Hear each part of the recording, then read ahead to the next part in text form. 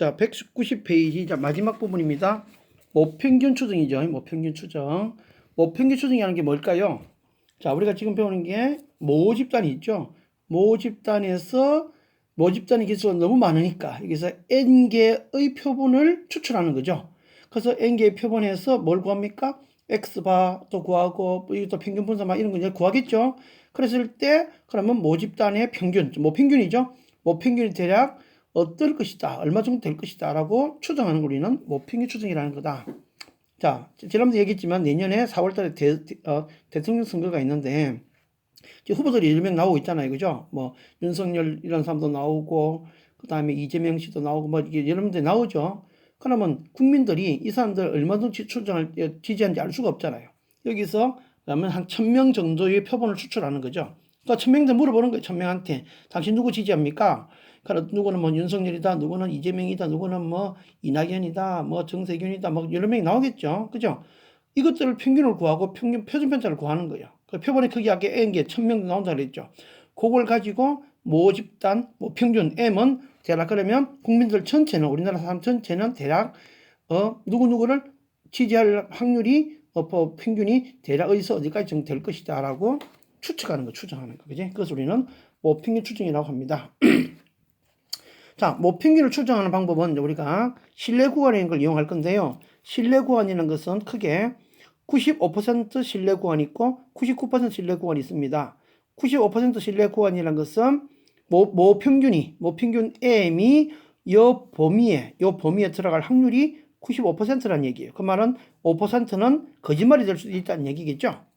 그 다음에 99%는 반대로 범위가 좀 더 커지겠죠. 범위가 더 커져야지 더 많이 들어갈 거예요. 거짓말이 더 적겠죠. 그래서 95%는 1.96을 곱하고 99%는 2.58을 곱합니다. 그럼 2.58을 곱하는 게 범위가 더 넓겠죠. 자, 이게 무슨 소리냐? 자, 우리 교재 밑에 보면은 설명이 나와 있습니다. 이게 나와 있죠. 자, 자, 이게 무슨 소리냐면 우리가 지금 Z를 구해야 되잖아요. 그죠? 확률은 Z를 구하는 거죠.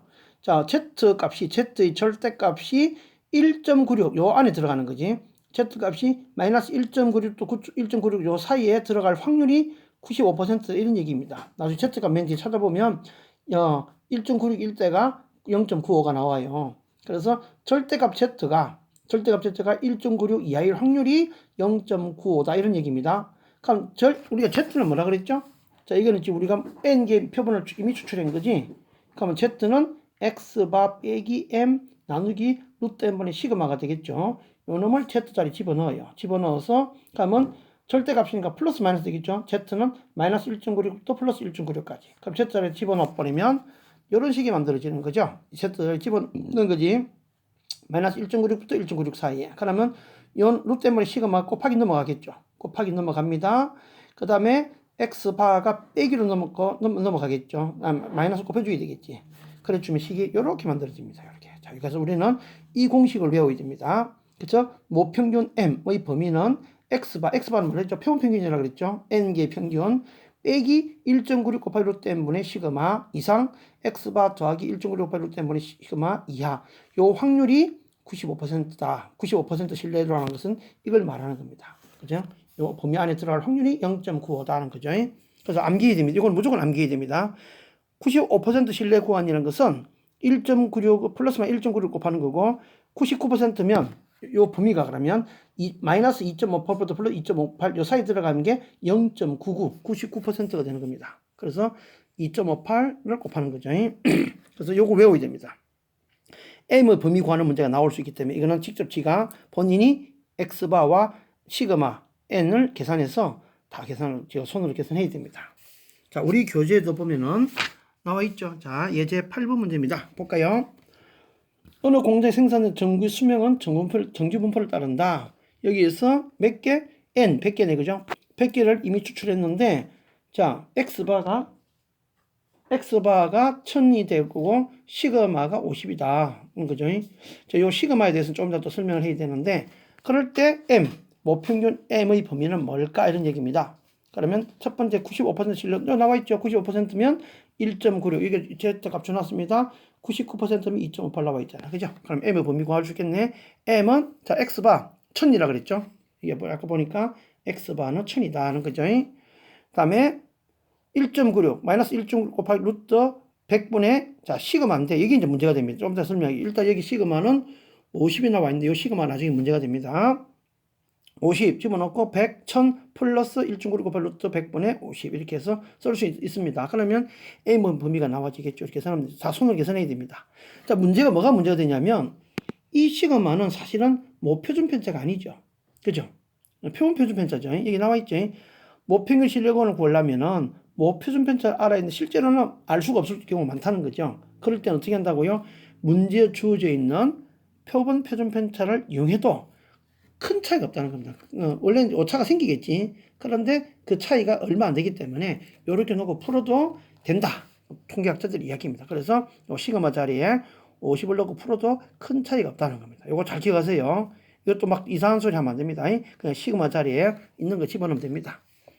그럼 99%면 이 자리에 플러스 마이너스 2.58 곱하면 되겠죠. 그래서 M의 범위 구한 이게 바로 뭐라고요? 모평균 추정, 다른 말로 신뢰 구간 구하는 거죠. 신뢰 구간. M의 범위 구하는 것을 우리는 신뢰 구간이라 그래요. 신뢰 구간.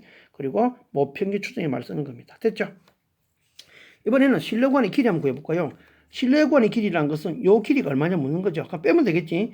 요놈에서 요놈 빼버린 게 바로 뭐다? 신뢰 구간의 길이입니다. 그럼 두 개 빼버리면 x바 지워지겠지? 그러면 2 곱하기 1.96 곱하기 루트 때문에 시그마 1이 되겠네. 그죠? 그게 바로 신뢰 구간의 길이다. 신뢰 구간의 길이를 구하는 겁니다.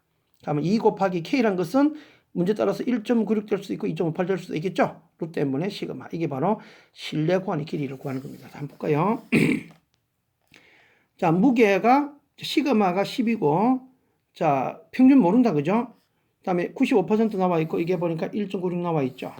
그럴 때 베타 빼기 알파 신뢰 구간의 길이 말하는 거지.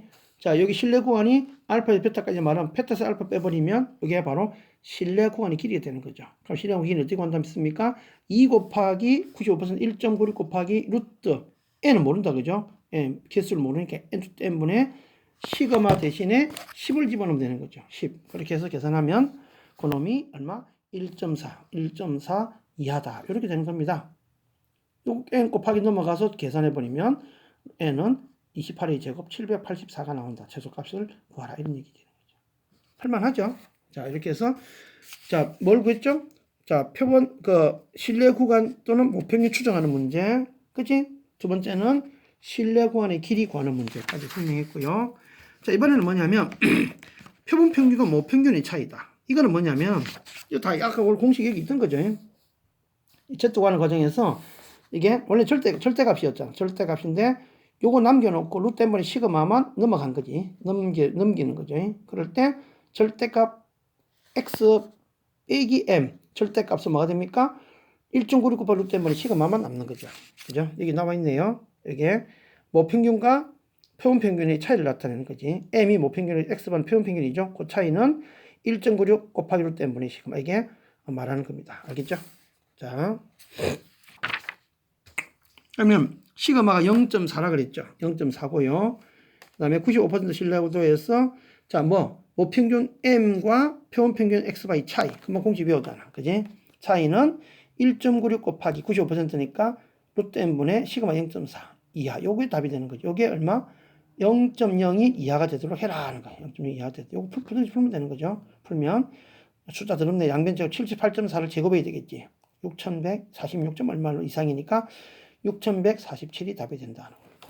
여기까지 해서 가장 중요한 공식은 요거죠. 신뢰 구간 구하는 거. 이게 가장 중요한 공식이고 여기에 파생되어서 신뢰 구간의 길이 구하는 문제 2 곱하기 k 곱하기 루트 n분의 시그마. 그 다음에 표본 평균과 모평균의 차이 구하는 거. 절대값. 그죠? 그럼 이건 2를 곱하면 되겠죠?